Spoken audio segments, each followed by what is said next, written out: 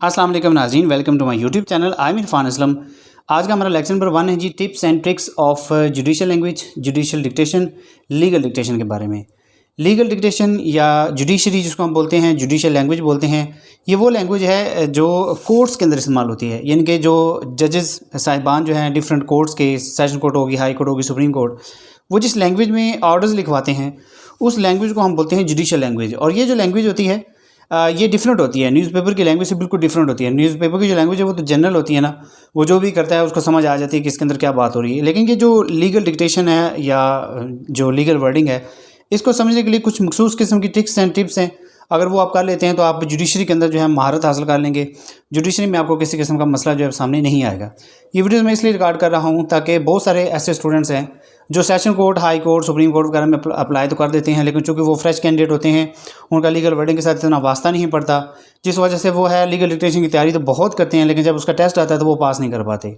तो इस सीरीज़ को बनाने का मकसद सिर्फ आप लोगों को लीगल डिक्टेशन के बारे में बताना है और समझाना है कि लीगल डिक्टेशन को हम कैसे प्रिपेयर कर सकते हैं, इसके अंदर जो ज्वाइनिंग होती है वो हम कैसे करते हैं, और इसके अंदर जो फ्रेजिंग इस्तेमाल होती है अगर हम वो सीख जाते हैं तो हम बहुत हद तक जो है इसको समझ भी सकते हैं। और फिर इसके अंदर जो है वो आसानी आ जाती है। जब आप डिक्टेशन में प्रिपेयर करेंगे तो बहुत ज़्यादा आपके लिए ये जो टिप्स एंड ट्रिक्स हैं ये आप लोगों के लिए यूज़फुल होंगी। तो यहाँ पे अगर हम अपना लेक्चर स्टार्ट करते हैं तो सबसे पहले मैं आप लोगों को बताऊंगा trial court, session court, high court और सुप्रीम कोर्ट के बारे में। आप कुछ लोग तो इसको जानते होंगे कि ये क्या चीज़ें होती हैं, लेकिन जो नए स्टूडेंट्स हैं जो बिल्कुल नहीं जानते उनको मैं ये बताना चाहता हूँ कि एक सबसे पहले होती है trial court, session court, LSC और सुप्रीम कोर्ट। ठीक है।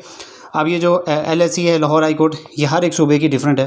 पंजाब की लाहौर हाई कोर्ट है, सिंध की पेशावर हाई कोर्ट है, सिंध की सिंध हाई कोर्ट है, और बलूचिस्तान की जो है वो बलूचिस्तान हाई कोर्ट है। 2 हाई कोर्ट सूबों के नाम से हैं, जैसे लाहौर हाई कोर्ट है ये शहर के नाम से है, और 2 जो हाई कोर्ट्स हैं वो सूबों के नाम से है, 2 हाई कोर्ट जो हैं वो शहरों के नाम से। लाहौर हाई कोर्ट और पेशावर हाई कोर्ट ये शहरों के नाम से हैं, जबकि सिंध हाई कोर्ट और बलूचिस्तान हाई कोर्ट ये सूबों के नाम से। ये आप लोगों ने याद रखना है।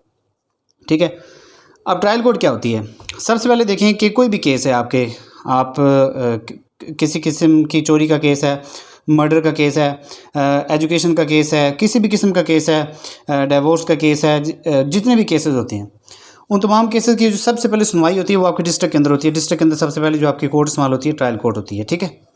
ट्रायल कोर्ट के अंदर आपकी सुनवाई होती है, ट्रायल कोर्ट से वो फिर आगे डिस्ट्रिक्ट कोर्ट के अंदर ही सेशन कोर्ट होती है। ठीक है।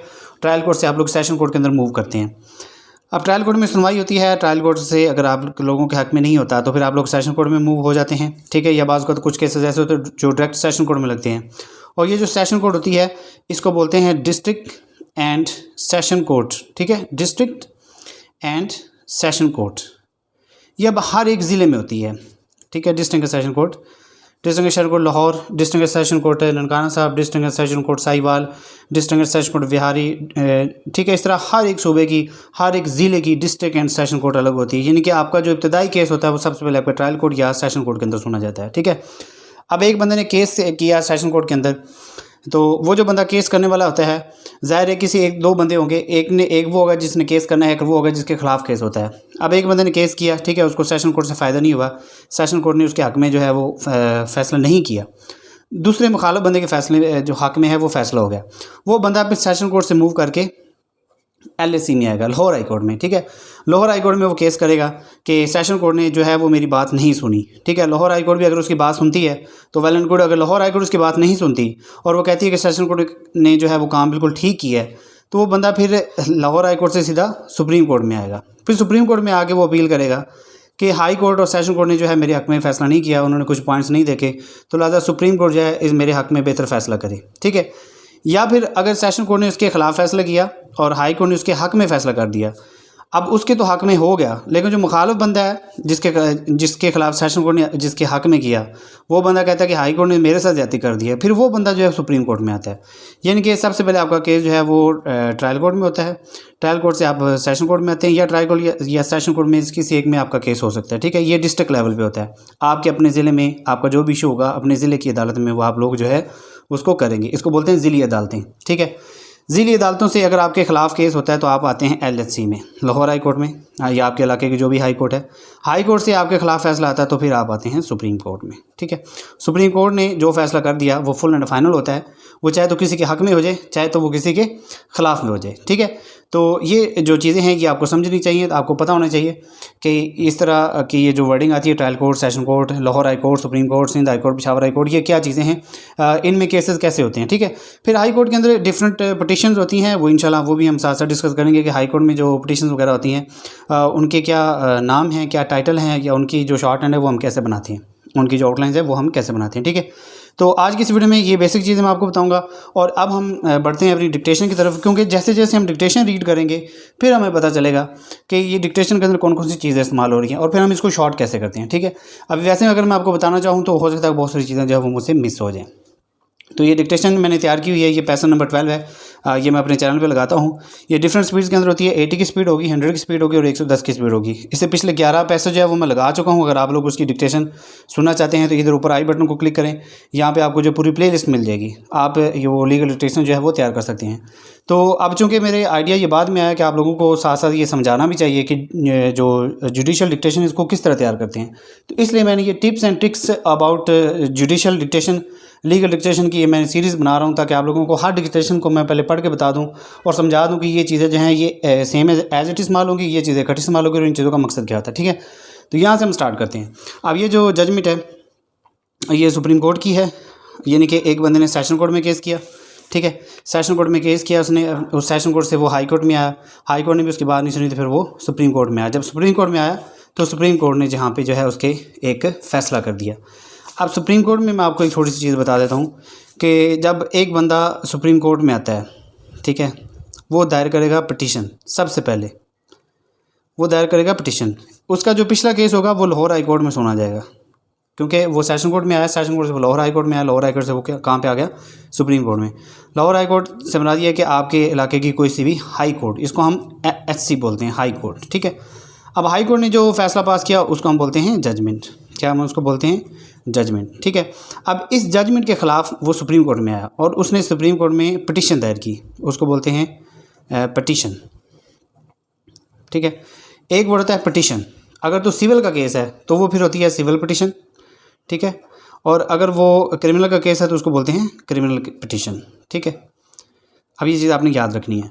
अब सिविल और क्रिमिनल क्या आते हैं, केसेस की कैटेगरीज हैं, जैसे कि चोरी का केस है तो वो क्रिमिनल में आता है, कत्ल का केस है वो क्रिमिनल में आता है, मर्डर का केस है वो क्रिमिनल में आता है। इस तरह अगर हम किसी डिपार्टमेंट के अगेंस्ट जाते हैं, जैसे कि हम अपने बोर्ड के अगेंस्ट जाते हैं, एजुकेशन बोर्ड के अगेंस्ट, तो वो सिविल में आता है। जहेज़ का केस हो तो वो सिविल में आता है, शादी का केस हो सिविल में आता है, किसी की ज़मीन का केस हो वो सिविल में आता है। इस तरह की डिफरेंट कैटेगरीज हैं, वो जैसे जैसे आते जाएंगे मैं आप लोगों को बताता जाऊंगा कि ये सिविल केस है, ये क्रिमिनल केस है। बस आपने ये याद रखना है कि सिविल और क्रिमिनल का क्या फ़र्क है, ये 2-4 चीज़ें ही आप याद रख लें तो ये आपके लिए बहुत होंगी।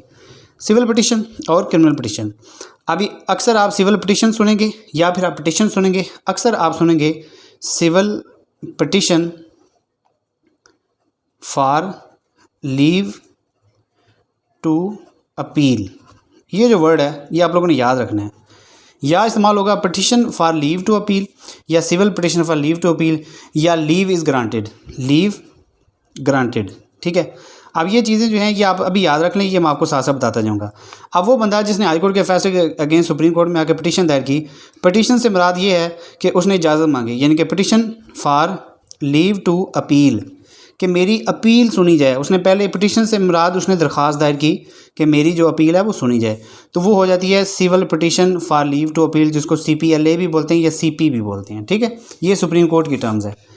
अब अगर कोर्ट उसकी बात सुन लेती है, कहती है कि ठीक है हम आपका केस सुनते हैं, आपकी बात जायज़ है, हाई कोर्ट ने आपके आपके ख़िलाफ़ फैसला किया है, हाई कोर्ट ने गलत किया है, तो वो फिर जो आप पिटीशन होती है for leave to appeal, leave to appeal ये मुराद है कि मेरी पिटीशन को इजाज़त दी जाए, तो वो उस पिटीशन का जो फैसला होगा उसको वो बोलते हैं लीव ग्रांट्स।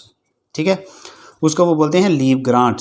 तो लीव ग्रांट से मुराद ये होता है कि हमने आपकी पिटीशन सुन ली, अब हम आपका केस सुनेंगे। पिटीशन से मुराद एक सिंपल सी दरख्वास्त समझ लें कि उसने दरख्वास्त दायर की जज के सामने कि हाई कोर्ट ने मेरे खिलाफ फैसला किया, मेहरबानी करके इसकी जो है सुनवाई की जाए। जब उसकी दरख्वास्त सुप्रीम कोर्ट ने सुनी तो सुप्रीम कोर्ट ने कहा जी ठीक है, आपकी दरख्वास्त ठीक है, हम इसको ग्रांट करते हैं, तो उसका मतलब होता है लीव ग्रांट। और फिर ये जो CP होती है, जैसे ये लिखा हुआ ना civil petition for leave to appeal, तो ये फिर अगर वो लीव ग्रांट कर देते हैं तो ये सिविल पिटीशन किस में बन जाती है? सिविल अपील में। ठीक है, किस में हो जाती है? सिविल अपील में। ये इसको बोलते हैं converted civil CP number leave grant converted into appeal, ठीक है, इस तरह की वर्डिंग आपके सामने आएगी। अभी आप ये सिर्फ याद रखें ताकि जब हम जजमेंट को रीड करें तो आप लोगों को जब ये इसके बारे में बताऊं तो आपको समझ आ जाएगी। तो फिर ये सीपी से क्या हो जाती है, सिविल अपील। लेकिन अगर कोर्ट कहती है कि हम आपके केस नहीं सुनते, हाई कोर्ट ने आपके खिलाफ सही फैसला किया है, तो वो फिर सीपी जो है उधर ही डिसमिस हो जाती है, उसको बोलते हैं सीपी इज़ डिसमिस्ड, ठीक है, सीपी डिसमिस हो जाती है। और फिर अगर उसकी बात मान ली जाती है तो वो सीपी किस में कन्वर्ट हो जाती है, सिविल अपील। इस सीपी का एक नंबर होता है, जैसे सीपी अभी 2022 चल रहा है तो 1/2022, ठीक है। फिर एक साल में जितने नंबर होंगे उसको जो है नंबर लगते जाते हैं। और फिर इसकी डेट होती है कि किस डेट को ये सुनी गई है अदालत के अंदर। अगर सिविल पिटीशन 1/2022 19/5/22 को सुनी गई है तो इसको लिखते हैं सीपी नंबर 1/2022 डेटेड 19/5/2022। ये चीज़ें आपको जुडिशरी के अंदर इसकी डिक्टेशन के अंदर आएंगी तो आपको समझ आएगी, ठीक है। तो जब उसकी ये बात सुनेगी तो वो किस में आ गई, सिविल अपील में। तो ये सीपी का 1/22 नंबर होता है, फिर इसको सिविल अपील नंबर लगाते हैं, ठीक है, वो फिर सीपी से सिविल अपील नंबर बन जाती है। अभी के लिए सिर्फ इतना याद रखें, बाकी चीज़ें जो है हम बाद में करेंगे। इसी तरह अगर क्रिमिनल पिटीशन है तो वो होती है criminal petition for leave to appeal. अगर वो लीव ग्रांट हो जाए तो अपन उसको बोलते हैं क्रिमिनल पिटीशन। इस तरह जेल पिटीशन होती है जिसको जेपी बोलते हैं, अगर वो उसकी भी लीव ग्रांट हो जाए तो वो जेल पिटीशन से फिर वो क्रिमिनल पिटीशन में कन्वर्ट हो जाती है, क्रिमिनल अपील में। तो अब हम बढ़ते हैं डिक्टेशन की तरफ। डिक्टेशन में आपको कुछ चीज़ें जो है वो मैं आपको बताता हूँ, ठीक है। अब जैसे कि मैंने आपको बताया कि एक बंदे ने हाई कोर्ट में केस किया, हाई कोर्ट ने उसके खिलाफ केस कर दिया, तो वो फिर कहाँ पे आ गया, सुप्रीम कोर्ट में। अब सुप्रीम कोर्ट में चूँकि वो आया हाई कोर्ट की जजमेंट के ख़िलाफ़, तो पहले वो हाई कोर्ट की जजमेंट थी, ठीक है, क्या थी, जजमेंट, ठीक है। जब वो एलएससी में था तो ये वर्ड इस्तेमाल होता है judgment of Lahore high court. लेकिन जब वो सुप्रीम कोर्ट में आ गया तो सुप्रीम कोर्ट में ये जो जजमेंट है ये बन जाती है तनाज़े वाली जजमेंट, ठीक है, यानी कि इस जजमेंट के ख़िलाफ़। तो इसके लिए जो टर्म इस्तेमाल होती है वो होती है इम्प्यून्ड, IMPUGNED, इम्प्यून्ड जजमेंट, ठीक है, यानी कि जिस जजमेंट के ख़िलाफ़ आएगा वो बन जाएगा इम्प्यून्ड केस, यानी कि तनाज़े वाला केस। हाई कोर्ट का जो केस था उसके वो खिलाफ आया, लिहाजा सुप्रीम कोर्ट जो टर्म इस्तेमाल करेगी, सुप्रीम कोर्ट ये नहीं कहेगी कि judgment of Lahore high court, supreme court कहेगी इम्प्यून्ड जजमेंट। तो अंडरस्टूड बात है, अगर केस सुप्रीम कोर्ट में है तो उससे पिछली जो इम्प्यून्ड जजमेंट है वो LSC होगी, और जो LSC में आएगा तो वो जो इम्प्यून्ड जजमेंट होगी वो होगी सेशन कोर्ट की, ठीक है। वो सेशन कोर्ट की जो जजमेंट के खिलाफ आएगा लाहौर हाई कोर्ट में, तो लाहौर हाई कोर्ट उसको इम्प्यून्ड जजमेंट कहेगी। जब लाहौर हाई कोर्ट की जजमेंट सुप्रीम कोर्ट में आती है तो सुप्रीम कोर्ट उसको इम्प्यून्ड जजमेंट कहती है, ठीक है। तो ये वर्डिंग भी आपने याद रखनी है। अब हम डिक्टेशन पढ़ते हैं। पिटिशनर्स, अब पिटिशनर्स क्या होते हैं, एक होता है पिटिशन, एक होता है पिटिशनर्स। अब जैसे कि मैंने आपको बताया कि सुप्रीम कोर्ट में जब आते हैं तो पिटिशन दायर करते हैं, ठीक है, क्या दायर करते हैं, पिटिशन।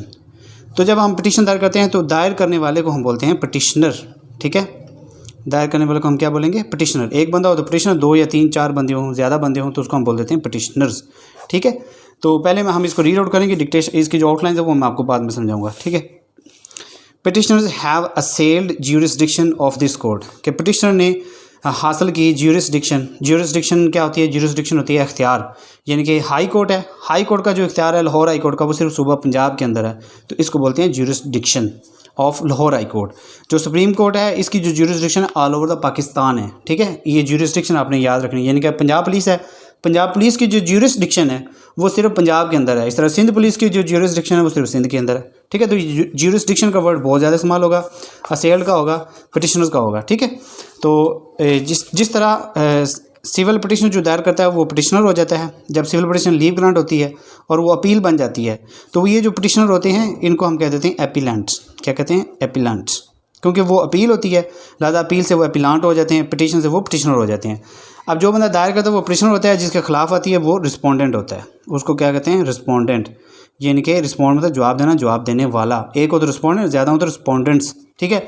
इस तरह एपीलांट अगर हो जाता है तो भी वो रिस्पोंडेंट जो है वो रिस्पोंडेंट ही रहते हैं, ठीक है। अब ये वर्डिंग जो है साथ साथ इस्तेमाल होती जाएगी तो मैं आप लोगों को बताता जाऊँगा।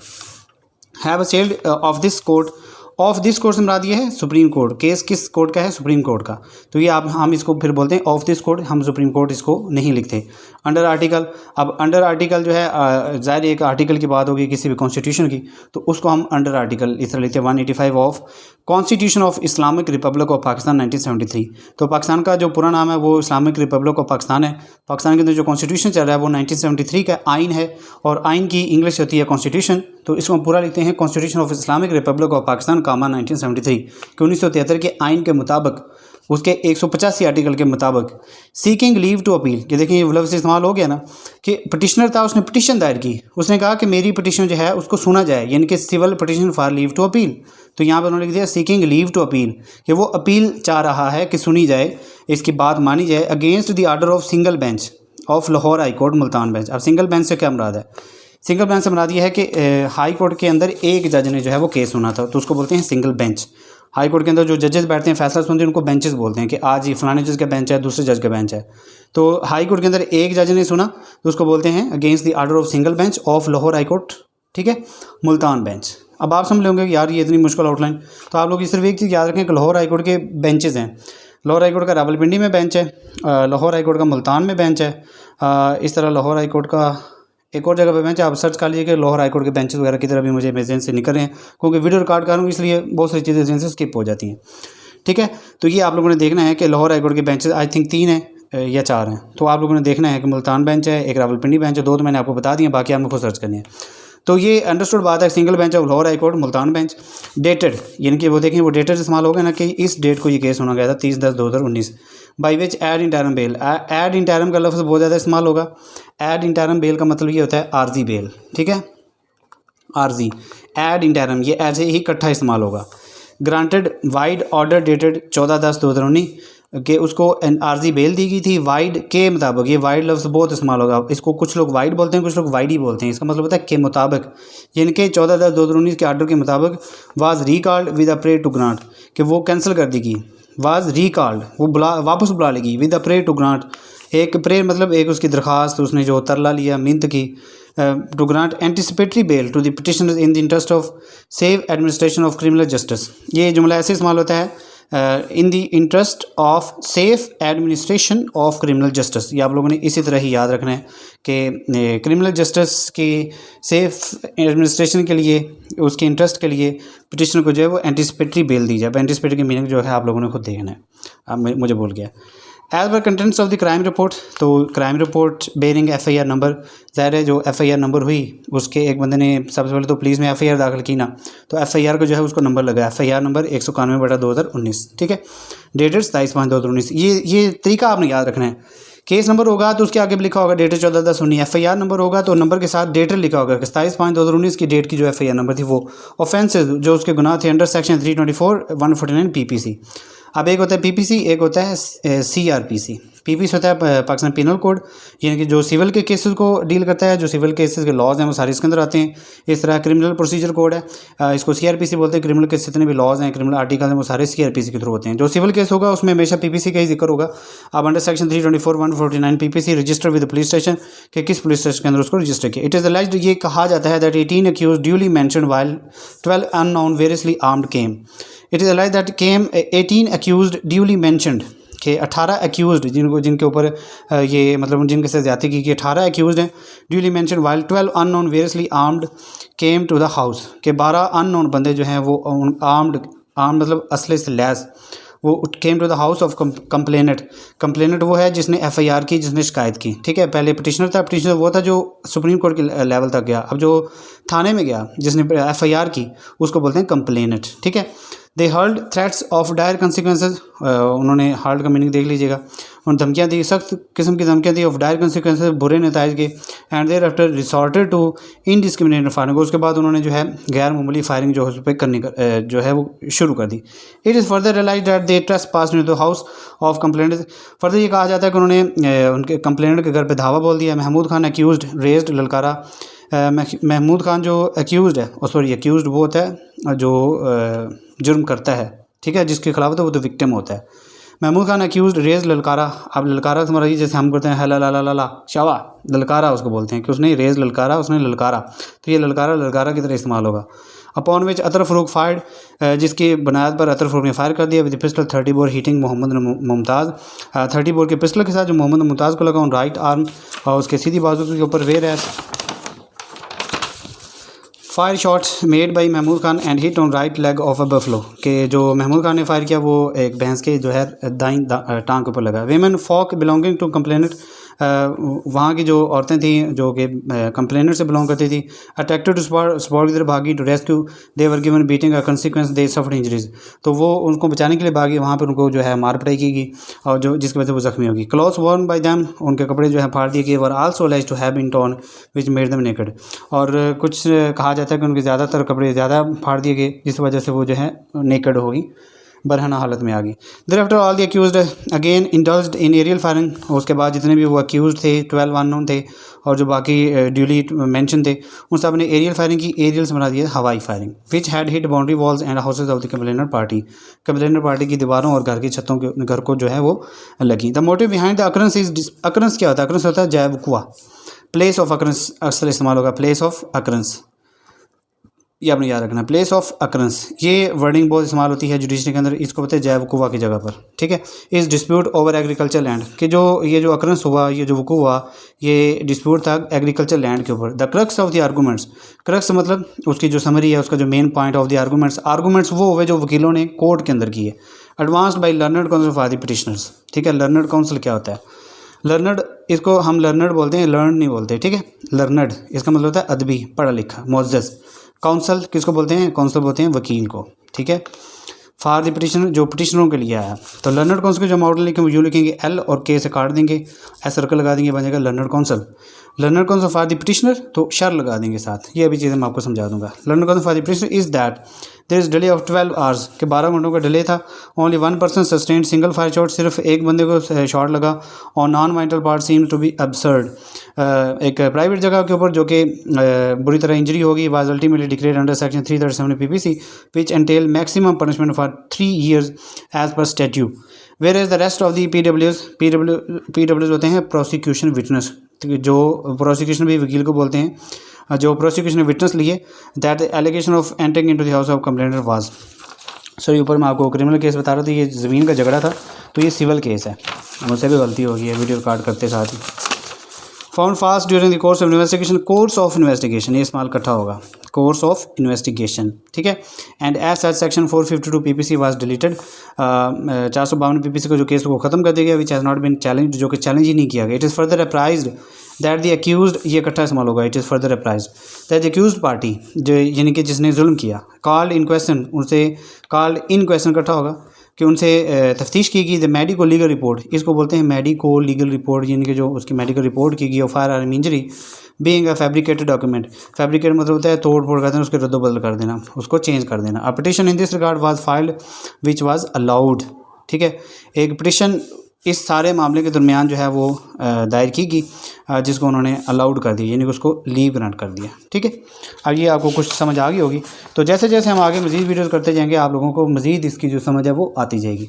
अब ज़रा हम इसकी आउटलाइंस के ऊपर बात कर लेते हैं। पिटिशनर्स, आप देखिए आपने आउटलाइन जब भी बनानी है हमेशा वो बनानी है कि एक आउटलाइन आप ऐसी बनाएं जिससे मज़ीद आगे ये आउटलाइन बने, यानी कि जैसे ये पिटिशन है, पिटिशन के कुछ लोग यूँ लिखते हैं, पी को आपकी आशान लगा दे पिटिशन, कुछ लोग कंप्लीट लिखते हैं पिटिशन, तो जो हम लिखते हैं हम इसको टी के साथ शान लगा देते हैं पिटिशन, क्योंकि एक वर्ड इस्तेमाल होता है रिट पिटिशन, ठीक है, रिट पिटिशन, तो उसकी हम आउटलाइन यूँ बनाते हैं, ये रिट हो गया, इसके साथ शान लगा दे वो बन जाता है रिट पिटिशन। तो इसलिए इसी तरह टी के साथ शान लगा दे पिटिशन, और इसके साथ आप आर लगा दें बन जाता है पिटिशनर, और इसी के साथ RS लगा दें बन जाएगा पिटिशनर्स, या फिर आप इसी के साथ इस तरह कर सकते हैं पिटिशनर, ठीक है, ये पिटिशन ये पिटिशनर्स, ठीक है, या फिर आप इसके साथ लिख देते हैं पिटिशन तो पिटिशनर, ठीक है। अब आपकी मर्ज़ी है आपने क्या लिखना है, ठीक है। हैव असेल्ड, असेल्ड के लिए ये आ जाएगा। ज्यूरिसडिक्शन को हम शॉर्ट लिखते हैं, JR के साथ S क्यू को लगा देते हैं। ऑफ दिस कोर्ट को इकट्ठा लिखते हैं, ऑफ दिस कोर्ट, ठीक है। अंडर आर्टिकल को इकट्ठा लिखेंगे, अंडर के साथ ही हम केयर लगा देंगे, ठीक है, आर्टिकल की वैसे आउटलाइन ये है तो अंडर के साथ केयर लगा देंगे। Under article 185 of constitution of Islamic republic of Pakistan 1973, ये बड़ी मज़े की आउटलाइन है। ये देखें, ये ST कॉन्स्टिट्यूशन, ठीक है, ये इस्लामिक S, रिपब्लिक के लिए R और रिपब्लिक ऑफ पाकिस्तान के लिए P, और इसके अंदर 73 लिख देंगे, इसके साथ 73 लिख देंगे, बन जाएगा constitution of Islamic republic of Pakistan comma 1973। याद रखिएगा कामा लगा के आपने सान लिखना है। सीकिंग लीव टू अपील, अब देखिए लीव टू अपील है, अब आपने इस तरह अलग अलग नहीं लिखना, आपने लीव लिखे इसके साथ ये अपील लिख देना है। Against the order of single bench, ठीक है, ये देखें ये सिंगल लिखा, अब आपको पता है हाई कोर्ट के अंदर ज़ाहिर बेंच ही बैठेगा तो सिंगल लिखे B से काट दें, बनेगा single bench of Lahore high court. अब लाहौर हम यूँ लिखते हैं, लाहौर हाई कोर्ट लिखना होती है L लाहौर, ये हाई और ये कोर्ट, ये बन जाएगा लाहौर हाई कोर्ट। अब Lahore high court Multan bench है तो मुल्तान की सिर्फ M और B लिख देते हैं, तो ये अंडरस्टूड बात होती है कि लाहौर हाई कोर्ट का जो मुल्तान का बेंच था। डेटेड के लिए जस्ट हम डी को डबल कर देते तो यहाँ से कट लगा देते हैं डेटेड। तीस द दोनों by which ad interim bill. अब एड इंटरम कैसे लिखते हैं, ये इकट्ठा है चूँकि इसलिए हम इसको इकट्ठा लिखेंगे, डी के साथ टी आर और एम लगा देंगे। ये वैसे कोई रूल नहीं है लेकिन हमने बनाई हुई है, एड इंटरम बेल और बी से काट देंगे, ये बन जाता है एड इंटरम बेल, क्योंकि ये इकट्ठा इस्तेमाल होता है इसलिए हम इसको एड इंटरम बेल इकट्ठा करेंगे। Granted vide order dated 4/10/2019 was recalled with a prayer to grant with a prayer. इसको मैंने इकट्ठा किया हुआ विद अ प्रेयर, ये विद है, इसे पी डबल खाएँ थे और यहाँ पे डॉट लगा दें, वावल वाली ए वाली चीज़ बन जाएगा विद अ प्रेयर, ठीक है, क्योंकि ये भी ऐसे ही इस्तेमाल होगा विद अ प्रेयर। एंटिसिपेटरी, इसकी आउटलाइन एन को हाफ करें, एस को हाफ कर, एस के साथ पी हाफ करें और आप आर जो अपवर्ड कहें थे, एंटिसिपेटरी बन जाएगा bail to the petitioners in the interest of safe administration. जो एडमिनिस्ट्रेशन है इसकी आउटलाइन तो वैसे ये है पिटमैन के मुताबिक, लेकिन हम इसको और शॉर्ट कर देते हैं, एड के साथ एस चैन हुक लगा देते हैं, ये बन जाता है एडमिनिस्ट्रेशन, ठीक है, ऑफ क्रिमिनल जस्टिस। अब क्रिमिनल की जो आउटलाइन है ये आपने याद रखनी है, लाइन के नीचे के आर लिखते हैं, ये बन जाता है क्रिमिनल। क्रिमिनल पिटिशन हो तो उसको पी से काट देते हैं क्रिमिनल पिटिशन। अब क्रिमिनल जस्टिस है तो के आर के साथ जे और एस लगा देते हैं जस्ट, तो ये बन जाता है क्रिमिनल जस्टिस। एज पर को कटर लिख देते हैं एज और पी के साथ पर, एज पर contents of the crime report, तो ये क्राइम बन जाएगा, ठीक है, इसके साथ पी आर को ऑफ कर दें, ये बन जाएगा crime report. Bearing F I R number, अब एफ आई आर नंबर आपको लिखने की जरूरत नहीं है, आप जस्ट एफ आई आर लिखें, अगर आप नंबर लिखना चाहते हैं तो इसके साथ बी आर लगा दें, तो ये एफ आई, क्योंकि अंडरस्टूड बात है एफ आई आर नंबर ही होता है, एफ आई आर 191/19 नहीं होगा। एफ आई आर जब आप इसको इंग्लिश में लिखेंगे तो आप लिखेंगे एफ आई आर नंबर, ठीक है, 191/19, तो आप इसको 191/19 लिखेंगे। सन आपने हमेशा शॉर्ट करना, आपने 2019 नहीं लिखना, अपना टाइम बचाएं। तो आगे डेटेड भी लाजमी होगा, तो इसका शॉर्टकट मैं आपको ये बता देता हूँ कि जब आ जाएगी bearing F I R number तो आप लिखें एफ आई आर नंबर 191/19, आगे साथ ही डेट लिख दें 27/5/19। इसका मतलब आपको डेटेड की आउटलाइन लिखने की जरूरत नहीं है, नंबर की आउटलाइन लिखने की जरूरत नहीं है, क्योंकि अंडरस्टूड बात है कि हमने इसको इस तरह लिखना है, F I R number 191/19 dated 27/5/2019। Offences under section, अब अंडर सेक्शन के लिए भी आपने इस तरह इसको ऐसे लिखना, अंडर सेक्शन इस तरह, या आप इसको यू ऐसे भी लिख सकते हैं, लेकिन ये ना लिखें, आप इसको यूँ ही लिखें under section. Duly mentioned while 12 unknown variously armed came to the house. अब हाउस के लिए हम शॉर्ट करते हैं, ऐसे लगा देते हैं, जैसे ये टू दी हाउस, ठीक है, जैसे ये पार्लियामेंट हाउस, ठीक है, जैसे ये अपर हाउस, ठीक है, लोअर हाउस, ठीक है, या आप इसको यूँ भी कर सकते हैं अपर हाउस को। Of complainant they hurled threats of dire consequences, इसको हम इकट्ठा करेंगे, डायर कंसिक्वेंसेस को कैसे, ये डी के साथ अपवर्ड आर डायर और इसके साथ एस और के और नीचे एन एस का सर्कल, ये बन जाएगा dire consequences. And that were resorted to indiscriminate firing. अब इनडिस्क्रिमिनेट की आउटलाइन है वो वैसी है कि बस इस एफ आई आर रिवर्स कर देंगे एफ आई आर, तो ये बन जाएगा, इसके साथ इंक लगा दिया, बन जाएगा इनडिस्क्रिमिनेट फायरिंग, ठीक है। इट इज़ फर्दर को इकट्ठा कर देंगे, इट इज़ फर्दर ऐसे alleged that they trespassed into the house, ठीक है, इस तरह into the house short करना चाहे तो काले, नहीं तो इन टू दी हाउस अलग कर दें। और कंप्लेनेंट महमूद खान की आउटलाइन आप जो सी मर्जी लिखनी चाहते आप जल्दी से उर्दू में भी लिख सकते हैं, इसमें कोई इशू नहीं होता कि आपने उर्दू में क्यों लिखा है, ठीक है, नहीं तो मैंने तो इसको शॉर्ट हैंड में लिखा हुआ इस तरह। एक्यूज्ड रेज्ड ललकारा, ललकारा के लिए डबल एल लिखेंगे और के आर लिख देंगे और नीचे डबल हाइफन लगाएंगे, ये बनेगा आपका ललकारा, okay. Upon which other Farooq fired with pistol 30 bore hitting Mohammad Mumtaz on right arm where as, ठीक है, ये हमारा हो गया एक पेज कंप्लीट। दूसरे पेज वगैरह हम आते हैं, फायर शॉट, ठीक है, तो फायर के नीचे एस लगा दें, फायर शॉट बन जाएगा made by Mahmood Khan had hit on right leg of buffalo women fog belonging to complaint attracted to spot. To spot को इकट्ठा कर दें तो ठीक, नहीं करना तो इसको अलग अलग कर दें, वो आउटलाइन कभी इकट्ठी ना करें जिसको बाद में पढ़ने में मुश्किल हो।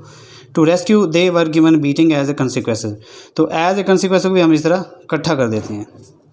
दे suffered injuries, clothes worn by them were also alleged to have been torn which made them naked.